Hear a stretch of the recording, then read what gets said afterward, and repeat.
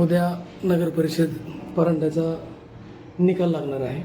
या अनुषंगाने आपल्या पोलीस प्रशासनाच्या वतीने कशा पद्धतीने तयारी करण्यात आलेली आहे, काय नियोजन असणार आहे आपलं? पोलीस स्टेशन परांड्यातर्फे नियोजन याप्रमाणे आहे. माननीय पोलीस अधीक्षक महोदयांनी मोठ्या प्रमाणावर बंदोबस्त पुरवलेला आहे.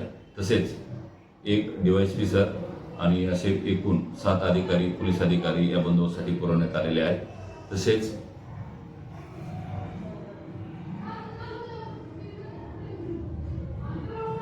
पासष्ट पोलीस अंमलदार, 62 होमगार्ड, त्यामध्ये महिला होमगार्ड सुद्धा आहेत.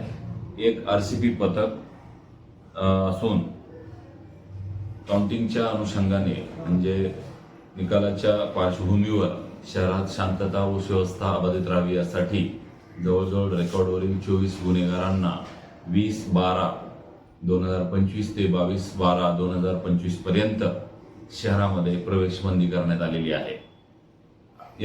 तसेच निकालाच्या अनुषंगाने यापूर्वी तडीपारीची सुद्धा कारवाई करण्यात आलेली आहे. तसेच प्रतिबंधक कारवाया सुद्धा निकालाच्या अनुषंगाने यापूर्वी पूर्ण करण्यात आलेल्या आहेत. अशा प्रकारे उद्याच्या निकालाच्या अनुषंगाने काळजी घेतलेली आहे. शहरामध्ये एकूण 15 ठिकाणी फिक्स पॉईंट लावलेले आहेत.